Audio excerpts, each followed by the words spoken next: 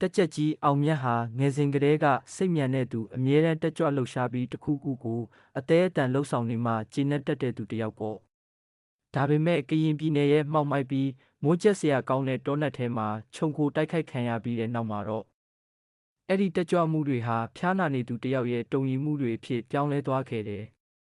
သူ့ကိုဝါမျိုးဖို့စောင့်ကြိုနေတဲ့ငြိမ်သက်ခြင်းဆိုတဲ့အမှောင်ထုထဲကနေလွတ်မြောက်အောင်သူဟာအမြဲတမ်းမရက်မနာလှုပ်ရှားရုန်းကန်နေရတော့တာပေါ့သူရှေ့တန်းကနေပြန်လာတော့တတိပြတိအတွက်ဂုံပြုမှတ်တမ်းတစ်ခုပါလာခဲ့တယ်ဒါပေမဲ့သူနိုးနေတဲ့အခိုက်အတန့်တိုင်းကိုပြန်ပြောနေမိတဲ့လိန်ညာမှုတစ်ခုလည်းပါလာခဲ့တယ်အဲ့ဒါကတော့ရှုံးပွက်တွေကြားမှာသွေးအိုင်ထဲလဲကျကြံရစ်ခဲ့တဲ့ရဲဘော်လိုင်းကြီးကိုပစ်ထားခဲ့တာဟာစစ်ရေးအရာမဖြစ်မနေလိုအပ်ချက်တစ်ခုရှောင်လွှဲလို့မရတဲ့စစ်ရဲ့အနိဋ္ဌာယုံတစ်ခုပဲဆိုတဲ့စကားပေါ့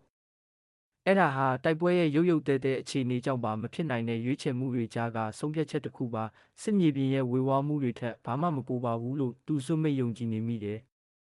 သူဟာအမိန့်ကိုနာခံခဲ့တာပါသူဟာသူ့ရဲ့တာဝန်ကိုကျေပွန်အောင်ထမ်းဆောင်ခဲ့တာပါသူအဲ့ဒီအရာထက်မြန်အောင်ပြေးဖို့ကြိုးစားခဲ့တယ်စခန်းရဲ့ဘေးကင်းရာကိုခြေချလိုက်မိတဲ့အချိန်ကစပြီးသူဟာတစ်ချိန်လုံးမနာတမ်းလှုပ်ရှားနေတော့တာပဲကင်းလဲဖို့ပဲဖြစ်ဖြစ်ရိတ်ခါတဲ့ဖို့ပဲဖြစ်ဖြစ်ကိုလက်ညောင်းညာစီမဲ့အလုံးမှန်သမျှသူအကုန်လုပ်တယ်တနက်စေးတာစစ်ဖက်နှက်တိုက်တာပစ္စည်းတွေစနစ်တကျပြန်စီတာတွေကိုနာယီပေါင်းများစွာတိတိကျကျထုံနှန်းစင်လာတစ်ခုလိုလှုပ်တက်လာတယ်စိတ်ထဲကမရက်မနာတိုးပြောနေတဲ့အတန်တွေကိုတိတ်သွားအောင်တောနက်ထဲမှာတယောက်တည်းမောဟိုက်သွားတဲ့အထိလမ်းလျှောက်တယ်ဒါပေမဲ့အဲ့ဒီအချိန်မှာတော့မျက်စိအစွန်ဖျားမှာတစ်ခုခုကိုမြင်နေရတော့မယ်။အိုမင်းပြီးတွန့်လိန်နေတဲ့တစ်ပင်ကြီးတွေကြားမှာအလွန်နှက်မှောင်ပြီးငြိမ်သက်လွန်းတဲ့အရေးတစ်ခု။အဲ့ဒါကတောထဲမှာအမျက်တရရှိနေရတဲ့စစ်သားတစ်ယောက်ရဲ့အာယုံစူးစိုက်မှုမြင်မာနေလို့ပါထူးဆန်းတဲ့ဝိညာဉ်အလုပ်တွေမဟုတ်ပါဘူးလို့သူတွေးခဲ့တယ်။အလင်းရောင်ကြောင့်မျက်စိမားတာပါလေတိုးလို့တစ်ကိုင်းလှုပ်တာပါလို့ပဲသူကိုညာခဲ့တာပေါ့။တိုးတန်တွေကတိတိတတ်တာကြီးမဟုတ်ပဲပပလေးစတင်လာခဲ့တယ်။တောချုံတွေကြားကမမြင်ရတဲ့တတဝါတွေရဲ့လှုပ်ရှားတန်လူဒါမှမဟုတ်အဝေးကမြည်ရည်စီးတန်လူပေါ့သူညအိတ်စင်ပေါ်မှာတယောက်တည်းရှိနေချိန်မိဆက်တန်တွေနဲ့အဝေးကညင်ငတ်အော်တန်တွေလေထဲမှာပြန့်လွင့်နေချိန်မှာပဲ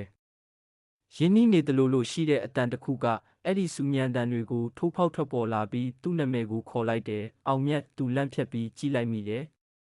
နှလုံးခုန်တန်တွေကလည်းရင်ပတ်ထဲမှာတဒိမ့်နဲ့ဒါပေမဲ့ချင်းတောင်လေးကတော့လှုပ်တောင်မလှုပ်ပဲငြိမ်မြဲငြိမ်စေတောရင်းတန်စင်တွေကလည်းပုံမှန်တိုင်းပဲအဆုံးအစမရှိထွက်ပေါ်နေတဲ့သူ့ပတ်ဝန်းကျင်ကိုတေးသေးချာချာစစ်ဆေးကြည့်မိတယ်သူ့ရဲဘော်တယောက်ကနောက်နေတာလားလေတိုးတန်လားဒါမှမဟုတ်ငှက်ဖျားတက်ချင်လို့စိတ်ချောက်ချားနေတာလားပေါ့ဒီလိုမွန်းကျက်စရာကောင်းတဲ့ပတ်ဝန်းကျင်မှာစိတ်ကစားတာဖြစ်မှာပါတည်သွားတဲ့သူရဲ့အတန်တော့ဘလို့မှမဖြစ်နိုင်ပါဘူးသူမှန်ကန်တဲ့ဆုံးဖြတ်ချက်ကိုပဲချခဲ့တာပါသူ့တက်စိတ်တစ်ခုလုံးကိုသူကယ်ခဲ့တာပဲလေမြင်ကွင်းတွေကတစ်နေ့ထက်တစ်နေ့ပိုပြီးရဲတင်းလာခဲ့တယ်ပထမတော့စိုးထိုင်းစများတဲ့လေထုထဲမှာဝေဝါးနေတဲ့ပုံရိပ်တစ်ခုရွှွန့်နုံတွေကတက်လာတဲ့အပူရှိန်လိုင်းတွေလိုပဲဒါပေမဲ့အဲ့ဒီပုံရိပ်ကလူတစ်ယောက်ရဲ့ပုံသဏ္ဍာန်ဝေဝါးဖြစ်နေတတ်တာနောက်ပိုင်းမှာတော့အရေးတစ်ခုဖြစ်လာခဲ့တယ်ဘယ်တဘာဝအရေးထက်မဆိုပိုပြီးနှက်မှောင်နေတဲ့အရေးပေါ့အဲ့ဒီအရေးကသူ့ရဲ့အရေးကိုပဲကပ်ပါနေပြီးတခါတလေကြာရင်တဘာဝမကျတဲ့လှုပ်ရှားမှုမျိုးတွေနဲ့ကြုံလိုက်ဆန့်လိုက်ဖြစ်နေတတ်တယ်။သူအဲ့ဒါကိုရှုံးပွက်အိုင်တွေရဲ့နောက်ကျနေတဲ့ရောင်ပြန်တွေထဲမှာမြင်ရတယ်သူ့ရဲ့ရေဘူးခွန်ရဲ့ပြောင်းလဲနေတဲ့မျက်နှာပြင်မှာမြင်ရတယ်သူ့ရဲ့လှန်စွပ်ကအလင်းပြန်တဲ့နေရာမှာတော့မြင်နေရတော့မယ်။အဲ့ဒါကသူ့ရဲ့မျက်စိအစွန်ဖျားမှာအမြဲတမ်းရှိနေပြီးတိတ်ဆိတ်စွာနဲ့သူ့ကိုအပြစ်တင်နေတဲ့ကင်းဆောင်တစ်ယောက်လိုပဲ။ဒါဟာပင်ပန်းနွမ်းနယ်လွန်းလို့ဖြစ်တာပါအေးရေးပြတ်တာနဲ့ကင်းလဲတာတွေများလွန်းလို့မျက်စိကြောတွေတက်နေတာပါလို့သူကိုပြန်ပြောနေမိတယ်ဒါမှမဟုတ်လဲတောထဲမှာကြာနေရင်ဖြစ်တတ်တဲ့စိတ်အာရုံမှားယွင်းမှုတစ်မျိုးပေါ့သူ့ရဲ့အုံနောက်ကမြင်ရတဲ့အချက်လက်တွေကိုလွဲမှားစွာဘာသာပြန်နေတာပဲဖြစ်မှာပါစိုးရင်စရာဘာမှမရှိပါဘူးသူဟာအသက်ရှင်ကျန်ရစ်သူတစ်ယောက်ပဲလေအသက်ရှင်ကျန်ရစ်သူတွေဆိုတာတခါတလေဒီလိုမျိုးတွေမြင်တက်ကြတာပဲအဲ့ဒီနောက်မှာတော့ပုံရိပ်တစ်ခုပေါ်လာခဲ့တယ်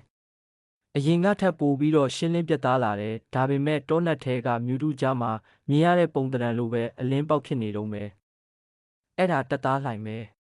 သူ့မျက်နှာကသွေးမရှိသလိုဖြူလျော့နေပြီးမျက်လုံးအစုံကတော့တိတ်ဆိတ်ပေမဲ့နာကျင်စရာကောင်းတဲ့မေးခွန်းတစ်ခုနဲ့အတူပြူးကျယ်နေခဲ့တယ်ဆုတ်ခွာဖို့အမိန့်တန်တွေနားထဲမှာပဲ့တင်ထက်နေချိန်ရန်သူကြည်စံမိုးတွေကြားမှာတက်ကြက်ကြီးအောင်မြတ်ကိုယ်တိုင်အဲ့ဒီရွှွန့်ပွက်မြောင်းထဲမှာပစ်ထားခဲ့တဲ့လှိုင်ပေါ့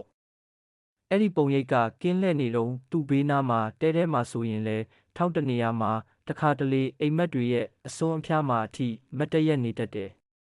သူ့ရဲ့တည်ရှိမှုကအေးဆက်ပြီးလေးလံလှတဲ့အလေးချိန်ကြီးတစ်ခုလိုပဲအောင်မြတ်မျက်တောင်ခတ်ပြီးမျက်လုံးတွေကိုပုတ်တက်လိုက်ရင်တော့အဲ့ဒီပုံရိပ်ကပျောက်ကွယ်သွားတတ်ပါတယ်ကြံရစ်ခဲ့တာကတော့စိတ်ဝင်နေတဲ့အေးတဲ့ရဲ့စိုးထိုင်းနေတဲ့မြေကြီးနဲ့ရဲ့ပြီးတော့ကြောက်ရွံ့မှုတွေရဲ့ပဲအဲ့ဒါဟာသူ့ရဲ့နှက်ဆိုင်လာတဲ့နောင်တတွေကြောင့်ဖြစ်ပေါ်လာတဲ့စိတ်ပိုင်းဆိုင်ရာပုံရိပ်ရောက်တစ်ခုကွက်ကွက်ကွင်းကွင်းပေါ်လာတဲ့မညံဟောင်းတစ်ခုဆိုတာသူသိပါတယ်အဲ့ဒါဟာသူ့ကိုနှိပ်စက်နေတဲ့အပြစ်ရှိစိတ်သက်သက်ပါပဲသူ့ကိုနှိပ်စက်နေတာဟာတရေတစေမဟုတ်ဘူးသူ့ရဲ့ကိုချင်းစာတရားသူ့ရဲ့အသိစိတ်ပဲသူ့မှာတခြားရွေးချယ်စရာမရှိခဲ့ဘူးလေလှိုင်ကတေဆုံးသွားခဲ့ပြီပဲဥစ္စာနောက်ဆုံးတော့အဲ့ဒီအရာကသူ့စီကနေထွက်မသွားတော့ပဲအပီးအပိုင်နေရယူလိုက်ပြီးအမြဲတမ်းမျက်စိနဲ့မြင်နေရတာမျိုးမဟုတ်ပေမဲ့အမြဲတမ်းရှိနေတယ်ဆိုတာသူသိတယ်ပူအိုက်ဆွဆူနေတဲ့တောနက်ကြီးထဲမှာသူ့ဘေးနားကနေအမြဲတမ်းအေးစိတ်နေတဲ့နေရာလေးတစ်ခုဘလောက်ပဲမိုးတွေတေးကြီးမဲကြီးရွာပါစေဘလောက်ပဲပိုးသက်ဆေးတွေတုံးပြီးဆေးကြောပါစေဖြောက်ဖြက်လို့မရတဲ့သွေးညီနှံနဲ့ပုတ်တိုးနှံတဲ့ကလေထဲမှာအမြဲရှိနေတော့တယ်ဘေးမှာဘသူမှမရှိနေချိန်မှာတော့သူ့လက်မောင်းကိုတခုခုကလာပို့တိုက်သွားသလိုမျိုးနားမှာလာပြီးတိုးတိုးလေးကပ်ပြောသွားသလိုမျိုးသူခံစားနေရတယ်သူစတင်ပြီးစကားပြောလာခဲ့တယ်ပထမတော့ကိုပါကိုတိုးတိုးလေးရေရွယုံတင်နောက်ပိုင်းမှာတော့သူအော်ဟစ်ညင်းခုန်လာတဲ့သူ့ကိုအေးအေးဆေးဆေးထားခဲ့ဖို့တောင်းပန်တောင်းဆိုလာတဲ့သူ့ကိုယ်သူစိတ်လွတ်နေပြီဆိုတာသူသိလိုက်ပါပြီဒီလောက်အထီးကျန်ဆန်တဲ့ပတ်ဝန်းကျင်နဲ့စိတ်တန်ရာတွေကသူ့ကိုအစိတ်စိတ်အမုံမဖြစ်အောင်ခွဲပစ်လိုက်တာပဲသူဟာကိုပါကိုပြန်စကားပြောနေတာပါဒါဟာမပြောထွက်နိုင်တဲ့ကြောက်စရာကောင်းတဲ့အဖြစ်အပျက်တွေကိုရင်ဆိုင်ဖို့ကြိုးစားနေတဲ့စိတ်ရဲ့တုံ့ပြန်မှုတစ်ခုပဲဖြစ်မှာပါဒါဟာယူတုချင်းစီကိုဆင်းသက်သွားတာစိတ်ပိုင်းဆိုင်ရာပြိုလဲမှုတစ်ခုပဲတေပြီးသားလူနဲ့စကားပြောနေတာမဟုတ်ပါဘူးသူဟာကောင်းမွန်တဲ့စစ်သားတစ်ယောက်လှုပ်တဲ့လှုပ်ထိုက်တာကိုပဲလှုပ်ခဲ့တာပဲလေသူတို့ကြားကစကားပြောတန်တွေကပိုပြီးစိတ်လာသလိုပိုပြီးတော့လဲအတင်းအကျပ်တောင်းဆိုလာသလိုရှိလာခဲ့တယ်တစ်ချိန်ကတိုးတိုးလေးပဲကြားခဲ့ရတဲ့လှိုင်ရဲ့အတန်ဟာအခုတော့ကြောချမ်းစရာကောင်းလောက်အောင်ရှင်းလင်းပြတ်သားနေပြီ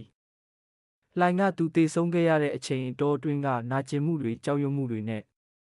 အဖြစ်ပဲခံလိုက်ရတဲ့ခံစားချက်တွေကိုတစ်ခုချင်းစီပြန်ပြောင်းပြောပြနေတာအောင်မြတ်ဟာသူ့ရဲ့တဲလေးထဲမှာခောက်တုံးခောက်ပြန်ရှောက်နေရင် secret တွေကိုတလိပ်ပြီးတလိပ်မိကိုတလူလူနဲ့တောက်နေမိတယ်သူ့မျက်လုံးတွေကဟိုဟိုဒီဒီကြောက်ရက်ဖြစ်နေတယ်လို့လက်တွေကလည်းတဆက်ဆက်တုံနေတော့တာပဲအဲ့ဒီအတန်တွေကိုလစ်လျူရှုဖို့သူအစွမ်းကုန်စူးစမ်းခဲ့ပါတယ်ချစ်ကားအင်ဂျင်တန်တွေရေဒီယိုကထွက်လာတဲ့တစီစီစူညံတန်တွေနဲ့အဲ့ဒီအတန်ကိုဖုံးပစ်ဖို့သူစူးစမ်းခဲ့တာပေါ့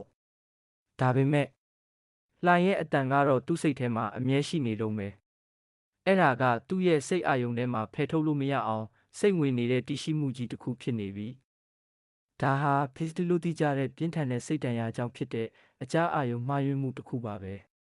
ဒီလိုကြောက်စရာကောင်းတဲ့အဖြစ်အပျက်တွေကိုကြုံခဲ့ရတဲ့စစ်ပြန်တွေမှာဖြစ်လေဖြစ်ထားရှိတဲ့ဝေဒနာတစ်ခုပေါ့သူ့ရဲ့စိတ်ကအစိတ်စိတ်အမောင်မှာပျက်စီးသွားတာပါဝိညာဉ်ခြောက်လန့်နေတာမဟုတ်ပါဘူးသူဟာမဖြစ်နိုင်တဲ့အခြေအနေတွေကြားမှာအကောင်းဆုံးဆုံးဖြတ်ချက်ကိုပဲချခဲ့တာပါသူအကူအညီထက်ရှာခဲ့ပြန်တယ်ဒါပေမဲ့ဒီတစ်ခါမှလည်းအမှန်တရားအလုံးကိုတော့သူမဖွင့်ဟနိုင်ခဲ့ဘူးသူစိုးရိမ်ပူပန်နေရတဲ့အကြောင်းအိတ်မပျော်တဲ့အကြောင်းနဲ့စိတ်ထဲမှာအမြဲတမ်းခြောက်ခြားနေရတဲ့အကြောင်းတွေကိုပဲသူပြောပြခဲ့တယ်စစ်ချက်တွေအရစိတ်ငြိမ်စေးတွေနဲ့စိတ်ပိုင်းဆိုင်ရာကုသမှုတွေပေးခဲ့ပေမဲ့ဘာတစ်ခုကမှသူ့ဘေးနားမှာအမြဲထိုင်နေတဲ့အေးဆက်ပြီးအပြစ်တင်နေတဲ့အဲ့ဒီတရှိမှုကြီးကကိုမဖယ်ရှားပေးနိုင်ခဲ့ဘူးအဲ့ဒီအရာကသူထမင်းစားရင်ဘေးမှာထိုင်နေသူအိပ်ပျော်နေရင်စောင့်ကြည့်နေပြီးသူ့နားထဲမှာအမြဲတမ်းတိုးတိုးလေးကပ်ပြောနေတတ်တယ်သူတို့နားမလည်နိုင်ဘူးဆိုတာကိုသူသိနေပါတယ်သူတို့ကသူ့ကိုစိတ်မနှံ့သူတာဝန်ထမ်းဆောင်ဖို့မသင့်တော်သူလို့သတ်မှတ်ပြီးတနေရာရာမှာပိတ်လောင်ထားကြမှာပေါ့သူဟာစစ်ရဲ့အနိဋ္ဌာယုံတွေကြောင့်ပြိုလဲသွားတဲ့သူမြင်ခဲ့ရတဲ့ကြောက်စရာတွေနဲ့သူရွေးချယ်ခဲ့ရတဲ့ဆုံးဖြတ်ချက်တွေကြောင့်စိတ်ဓာတ်တွေပျက်စီးသွားရတဲ့လူတစ်ယောက်ပါပဲဒါဟာစိတ်ပိုင်းဆိုင်ရာဝင်ထုတ်ဝင်ဖို့တစ်ခု သူထမ်းပိုးထားရတဲ့လေးလံနဲ့လက်ဝါးကပ်တိုင်တစ်ခုပါပဲဝိညာဉ်6လက်နေတာမဟုတ်ပါဘူးသူဟာစစ်သားတစ်ယောက်ပါလူသက်သမားမဟုတ်ပါဘူးပူအိုက်ဆွဆိုတဲ့ညတညမှာပေါ့ရက်သက်တစ်ပတ်ပေါင်းများစွာမရက်မနာနှိပ်စက်ခံရပြီးတဲ့နောက်အောင်မြတ်ဟာလာရောင်လင်းနေတဲ့တောဆက်လေးတစ်ခုကိုရောက်နေခဲ့တယ်တောနတ်ကြီးရဲ့မွန်းကျက်စရာတိတ်ဆိတ်မှုတွေကသူ့ကိုဝိုင်းရံထားတာပေါ့သူဟာဒူးထောက်လျက်သားခေါင်းကိုလက်နှစ်ဖက်နဲ့အားကိုးရမဲ့စွာအုပ်ထားမိတယ်သူ့ဘေးမှာတော့ကြည်စံကုန်သွားတဲ့ကြည်အိမ်ခွန်ကြီးကအေးဆက်ဆက်လဲလျောင်းလို့လှိုင်ရဲ့အတန်တွေကသူ့နားထဲမှာစူညံပွက်လောရိုက်နေပြီးအပြစ်တင်တန်တွေကတစ်ခုပြီးတစ်ခုစိတ်လာသလိုစကလုံးတိုင်းကသူ့ဝိညာဉ်ကိုထိုးခွဲနေတဲ့ရေခဲစအချွန်တွေလိုပဲသူ့အော်ဟစ်လိုက်မိတယ်လေချောင်းထဲကနေပေါက်ထွက်လာတဲ့နာကျင်စရာကောင်းတဲ့အော်တန်ကြီးပေါ့ငါမင်းကိုပြစ်ထားခဲ့တာမင်းကိုတေအောင်ငါခြံခဲ့တာ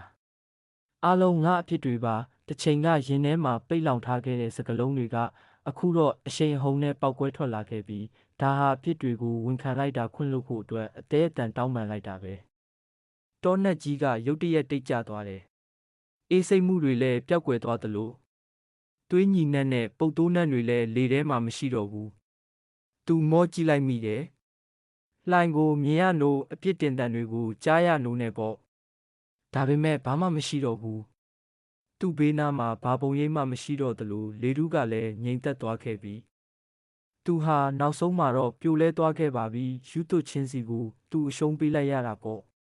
ဒီလိုဝန်ခံလိုက်တာဟာဝိညာဉ်ကိုနှင်ထုတ်လိုက်တာမျိုးမဟုတ်ပဲစိတ်ပိုင်းဆိုင်ရာပောက်ကွဲထွက်သွားတာ psychological catharsis တစ်ခုပါပဲနောက်ဆုံးမှာတော့သူဟာကိုအမှန်တရားကိုဝန်ခံလိုက်နိုင်ပြီလေ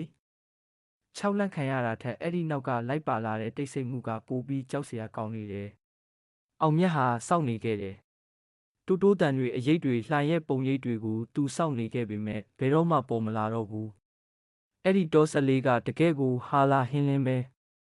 ပူနွေးတဲ့လေထုနဲ့အတူဆိုထိုင်းတဲ့မြေကြီးနဲ့တောပတ်နတ်တွေကလွဲလို့ဘာအနံ့မှမကြမ်းတော့ဘူးအမြဲတမ်းနှိပ်စက်နေတဲ့ဝေဒနာတွေနေရာမှာအခုတော့နှဆိုင်ပြီးခြောက်ခြားစရာကောင်းတဲ့ဟာလာဟင်းလင်းဖြစ်မှုကြီးကအစားထိုးဝင်ရောက်လာခဲ့ပြီးသူဟာတာဝန်တွေကိုပြန်လုပ်ဖို့ကြိုးစားခဲ့ပေမဲ့ကြောက်ကရက်ဖြစ်မှုတွေကတော့ကြံနေခဲ့တုံးပဲအခုတော့သူ့မှာအတူရှိနေပေမဲ့ဝိညာဉ်အဖော်လည်းမရှိတော့ဘူးသူဟာအမြဲတမ်းမနာတမ်းလှုပ်ရှားနေတဲ့သူဖြစ်နေတုံးပဲဒါပေမဲ့အသေးအတန်ထွက်ပြေးဖို့ကြိုးစားခဲ့တဲ့အဲ့ဒီလှုပ်ရှားမှုတွေရဲ့ရည်ရွယ်ချက်ကတော့ပျောက်ကွယ်သွားခဲ့ပြီးသူ့ရဲ့ကိုယ်ပိုင်စိတ်ကဖန်တီးခဲ့တဲ့နှိပ်စက်မှုတွေရဲ့ပဲ့တင်တန်တွေကြားမှာပဲသူကြံရစ်ခဲ့တော့တာပေါ့ဒါဟာစိတ်ပိုင်းဆိုင်ရာပြိုလဲမှုတစ်ခုရဲ့နောက်ဆက်တွဲအမုန်တိုင်းအပြီးမှာကြံရစ်ခဲ့တဲ့တိတ်ဆိတ်လုံးနဲ့လူသူကင်းမဲ့မှုမျိုးပါပဲဒါဟာဝိညာဉ်လောကကိုအောင်နိုင်လိုက်တာမဟုတ်ဘူးသူဟာစစ်တမ်းကြောင့်ကြေမွသွားခဲ့တဲ့လူသားတစ်ယောက်ပါပဲသူဆက်လက်လှုပ်ရှားရှင်သန်နေခဲ့ပေမဲ့အရင်လိုအသေးအတန်အရေးတကြီးဖြစ်နေတာမျိုးတော့မရှိတော့ဘူးသူစစ်တပ်ကထွက်ခဲ့တယ်ပြီးတော့တောင်တန်းတွေရဲ့အနက်ရှိုင်းဆုံးနေရာမှာရှိတဲ့စစ်တမ်းတွေနဲ့ဝေးရာရွာငယ်လေးတစ်ရွာမှာအခြေချခဲ့တယ်သူ့ရဲ့နေ့ရက်တွေကိုစိုက်ခင်းလေးတစ်ခုပြုစုပြိုးထောင်ရင်းကုံဆုံးစေခဲ့တဲ့သူ့လက်တွေကလုပ်ငန်းခွင်ကြားမှာကြမ်းတမ်းလာသလိုသူ့ရဲ့လှုပ်ရှားမှုတွေကလည်းနှေးကွေးပြီးတည်ငြိမ်လာခဲ့တယ်ဒါပေမဲ့တိတ်ဆိတ်မှုကတော့အမြဲတမ်းရှိနေတုံးပဲအနက်ရှိုင်းဆုံးပဲတင်ထက်နေတဲ့ဟာလာဟင်းလင်းဖြစ်မှုကြီးပေါ့ရင်းနှီးနေတဲ့တိုးတိုးတန်တွေအေးဆက်ဆက်အထီးအတွေ့တွေကိုသူစောင့်နေမိတုံးနားဆွနေမိတုံးပဲဆိုတာကိုသူခဏသတိထားမိနေခဲ့တယ်တောနတ်ကြီးနဲ့သူတည်ဆောင်ခဲ့တဲ့ဝိညာဉ်ကြောင့်သူဟာထာဝရပြောင်းလဲသွားခဲ့ပြီဆိုတာသူသိနေခဲ့ပြီသူဟာအသက်ရှင်ကျန်ရစ်သူတယောက်ဆိုတာမှန်ပါတယ်ဒါပေမဲ့ဒဏ်ရာတွေနဲ့အသက်ရှင်ကျန်ရစ်သူတယောက်ပေါ့သူ့ရဲ့စိတ်လောကဟာစစ်နဲ့နောင်တတွေကြောင့်အမာရွတ်တွေအထက်ဖြစ်နေခဲ့ပြီးဒါဟာစိတ်ဒဏ်ရာရဲ့ခိုင်မြဲတဲ့အမွေအနှစ်ပဲတည်ဆုံသွားတဲ့သူကတိတ်လေးကြံရစ်နေတာမဟုတ်ပဲသူ့ရဲ့စိတ်ပိုင်းဆိုင်ရာကိုအပြီးပိုင်ပြောင်းလဲပစ်လိုက်တာပါသူဟာသူလုပ်ခဲ့တဲ့လုပ်ရက်တွေရဲ့နောက်ဆက်တွဲရလဒ်တွေနဲ့အတူဆက်လက်ရှင်သန်နေခဲ့ရုံပါပဲတခါတရံမှာတော့တောနတ်ကြီးကမမြင်ရတဲ့တက်ရှိတွေရဲ့အတန်တွေနဲ့စီးချက်ကြဆူညံနေပြီးလေပြင်းတွေကဝါယုံပင်တွေကြားမှာတရှဲရှဲတိုက်ခတ်နေတဲ့ညစ်နက်တန်းကောင်ရံမျိုးမှာပေါ့သူဟာအေးစိမ့်ခံစားချက်တစ်ခုနဲ့အတူလေထဲမှာရမ်းငွေ့နက်ခပ်ပပကိုခံစားမိတတ်တယ်သူမျက်လုံးတွေကိုမှိတ်လိုက်တဲ့အခါခဏတာအတွင်းမှာပဲလှိုင်ကိုသူမြင်အောင်လာခဲ့တယ်အပြစ်တင်နေတာမျိုးလည်းမဟုတ်နာကျင်ခံစားနေရတာမျိုးလည်းမဟုတ်ပဲသူ့ကိုတိတ်ဆိတ်စောင့်ကြည့်နေတဲ့တရှိမှုတစ်ခုအနေနဲ့ပဲပေါ့ အဲ့ဒီအချိန်မျိုးမှာအောင်မြတ်ဟာတွေးတောမိတတ်တယ်။ဒါဟာတကယ်ပဲသူ့ရဲ့စိတ်သူ့ရဲ့အပြစ်ရှိစိတ်နဲ့ကိုညာခဲ့တဲ့လိမ်ညာမှုတွေကြောင့်ပေါ်လာတာလား။ဒါမှမဟုတ်အခုလိုဝန်ခံလိုက်တာကိုပြစ်ကိုလက်ခံလိုက်တာကပဲလှိုင်ကိုငြိမ်းချမ်းမှုရစေခဲ့ပြီ။အောင်မျက်စီမှာသူတို့နှစ်ယောက်ရဲ့အတိတ်ဟောင်းပဲတင်တန်တွေကိုပဲခြံထားခဲ့ပြီးထွက်ခွာသွားခွင့်ရစေတာလား။သူဘယ်တော့မှအသေးချာသိနိုင်မှာမဟုတ်တော့ဘူး